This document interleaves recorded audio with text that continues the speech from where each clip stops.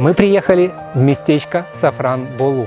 Еще каких-то несколько месяцев назад я про него не слышал. Я уверен, вы также про него ничего не знаете.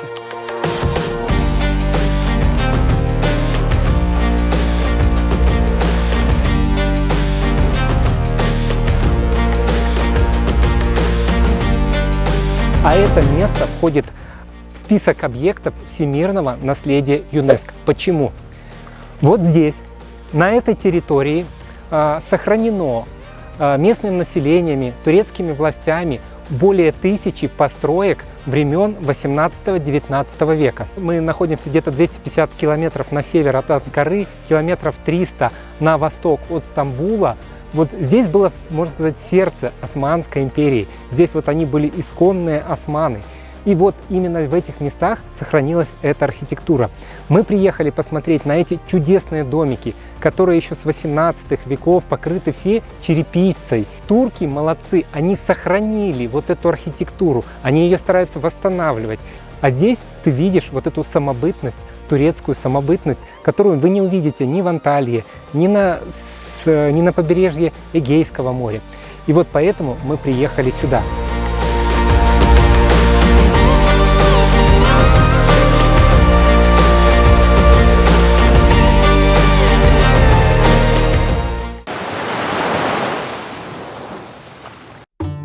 Сафран-Болу – это исторический город с извилистыми мощенными улочками, высокими холмами и прекрасными пейзажами.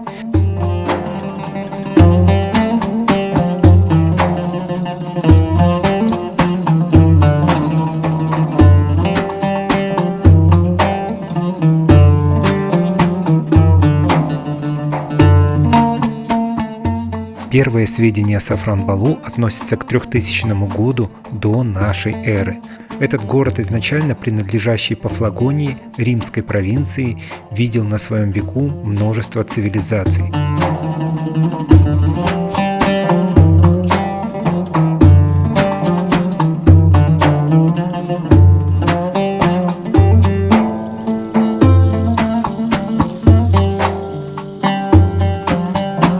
Сафран-Болу являлся важной точкой маршрута Шелкового пути. Названием город обязан шафрану, растущему в его окрестностях. Историческое и культурное наследие Сафран-Болу чрезвычайно богато и включает более 1000 архитектурных памятников, являющихся образцами турецкой архитектуры, сохранившимся в оригинальной среде. В состав этих сооружений входят частные дома, особняки, фонтаны, мечети, бани и другие постройки.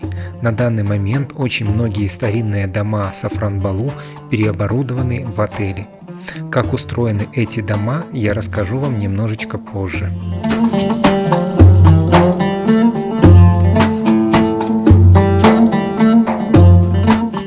Мы едем дальше, чтобы вы могли увидеть больше.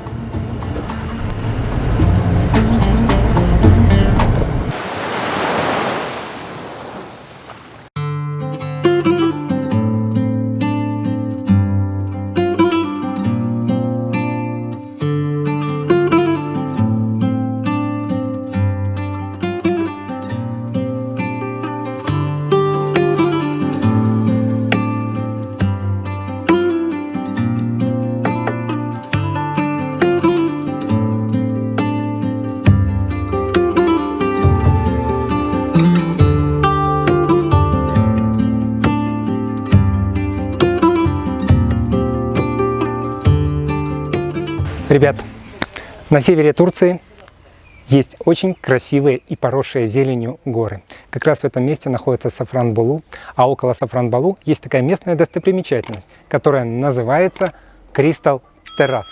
И вместо большого длинного моего монолога просто смотрите вот в этой сумочке друг, который сейчас вам покажет всю красоту этого места.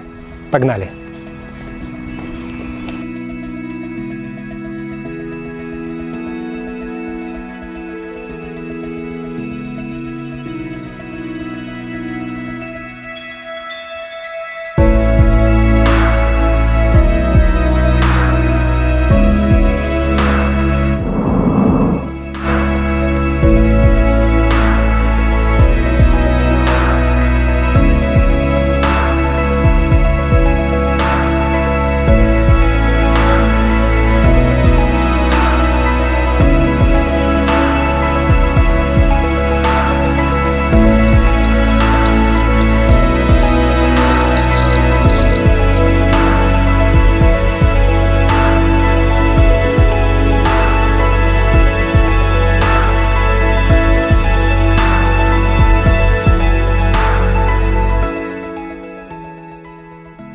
Помимо смотровой площадки здесь находится кафе, где вы можете выпить чашечку горячего кофе, сваренного на песке.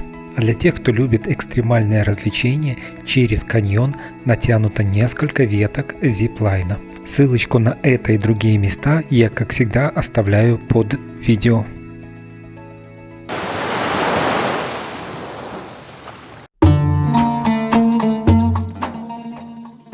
На этом наши приключения в Сафран-Балу не закончились.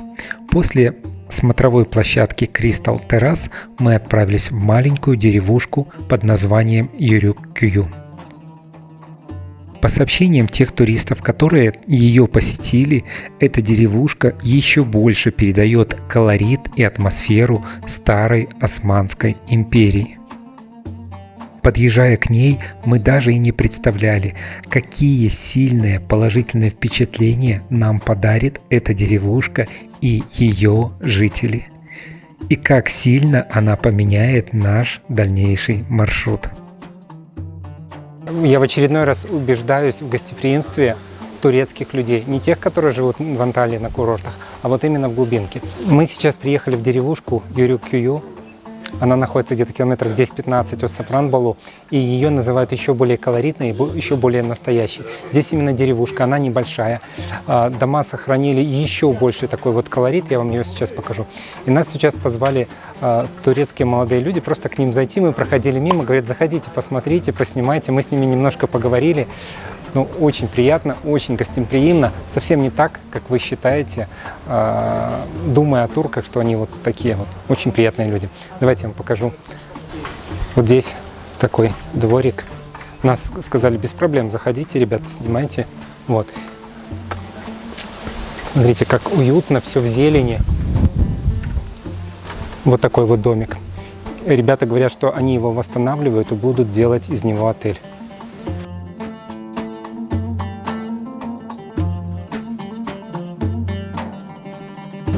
Красиво. Normally 5 generations live together. Grandmother to grandchildren. 5 family live together. Each room has one family. Like one room is like one house. Inside kitchen, everything. But if they like, they can use private. If they like, public. Just the toilet is here. The bedroom, shower inside the room.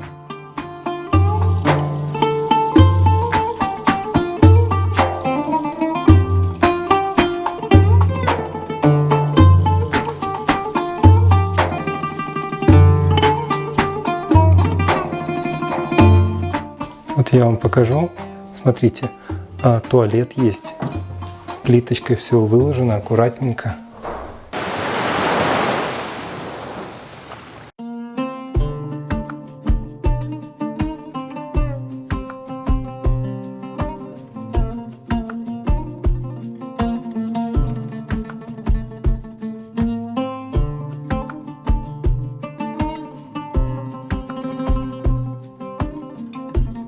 После того, как мы осмотрели дом-отель, Сельчук любезно предложил нам прогуляться по деревушке Юрюк-Кюю. Поскольку нам было безумно интересно, мы, конечно же, согласились.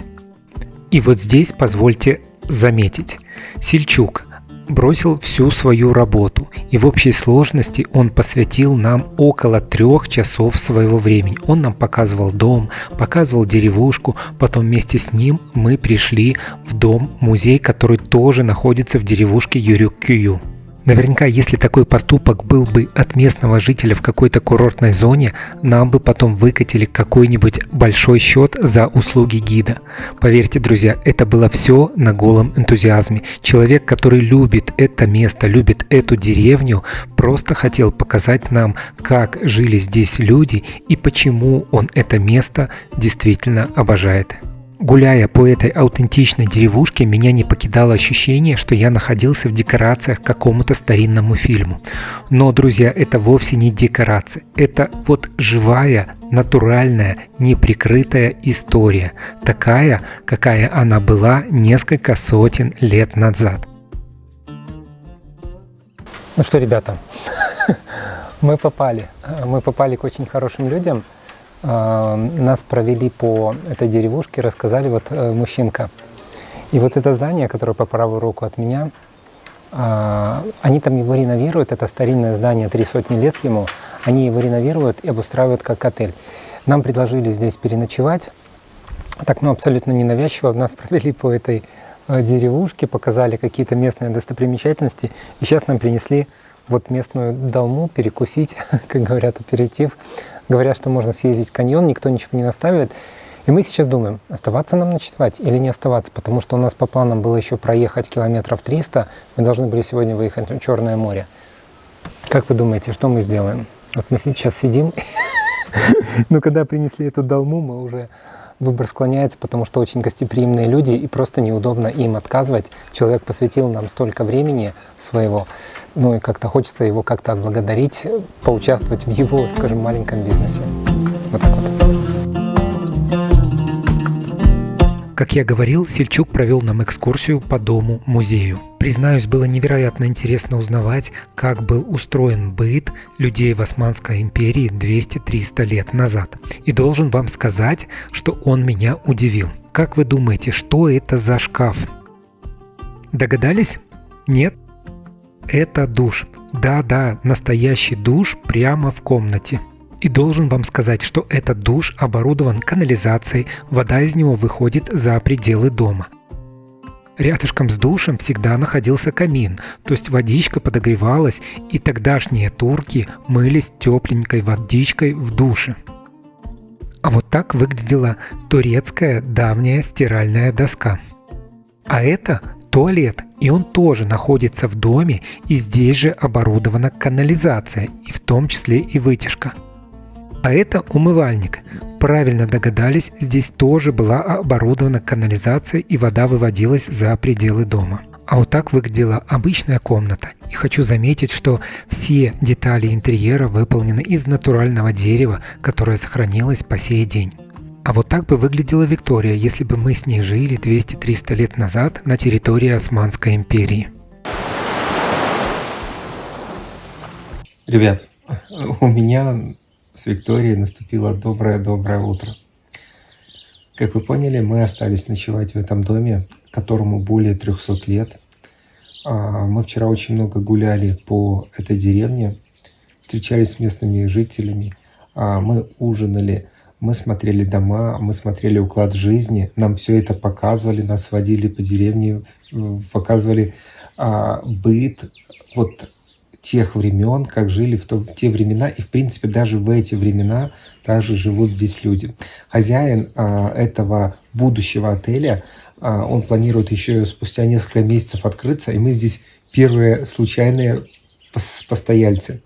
Мы вчера долго решали, оставаться или не оставаться. Хозяин абсолютно не настаивал, он предложил, и мы очень много времени гуляли, ездили уже поздно вечером на каньон, встречались с местными жителями и решили остаться, потому что уже было достаточно поздно. Мы сидели несколько часов около такого камина на улице, общались, пили чай. Нам хозяин очень много рассказал. Он нам очень радушный человек. Он когда-то жил в Стамбуле, но сам родом отсюда, вернулся сюда и организовывает вот этот отель. И он нам предложил здесь остаться. Он сказал, что здесь очень экологичные, натуральные материалы, то есть он строился 300 лет назад, здесь не использовался пластик, не использовался там какие-то такие те материалы, которые используются сегодня. Здесь сугубо дерево, натуральный камень, какая-то глина, натуральная побелка. В этой комнате организован душ, туалет, плиточка, все сделано цивильно, то есть все удобства есть. И хозяин вчера нам сказал: это совсем не то, что вы живете в обычных домах. Вы здесь хорошо отдохнете, вы здесь хорошо выспитесь, вам не нужно будет спать 10 часов, чтобы отдохнуть. Мы к этим словам относимся с таким, довольно скептицизмом, то есть какая-то реклама. Но представляете, я вчера лег спать после 2 часов ночи, а сегодня без 5-8 проснулся сам. И я сейчас чувствую себя отдохнувшим, мне не хочется спать дальше, как это обычно у меня бывает, что мне иногда 9 часов нужно поспать, чтобы отдохнуть. Мы засыпали под пение соловья, который наверняка сидел фактически на соседнем дереве. А сейчас мы проснулись под пение птиц, под пение кукушки. И вы посмотрите, какой вид за окном. У нас было приоткрытое окошко, сюда поступал свежий воздух. И вот действительно в таком доме я чувствую себя отдохнувшей. Я бодрый, проспав всего менее 6 часов. Друзья, я честно этому очень сильно удивлен. Удивлен тому, что хозяин как раз-таки вчера про это говорил. Посмотрите, какой вид, какая природа за окном.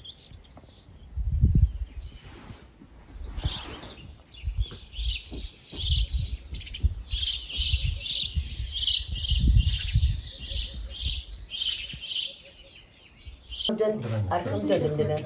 O da fark etmedim galiba. Biz de bilmiyorduk ki. Arkam dönüyordu. Ha, bu da, ha. Selam söyle. Selam söyle. Утром нас ждал, конечно же, разнообразный турецкий завтрак. Все время меня не покидало ощущение, что за столом собрались не люди, которые только вчера познакомились, а старые хорошие друзья. Вот оно, настоящее, искреннее турецкое гостеприимство. Но мы держим дорогу дальше, чтобы показать вам интересную, настоящую Турцию. Оставайтесь с нами.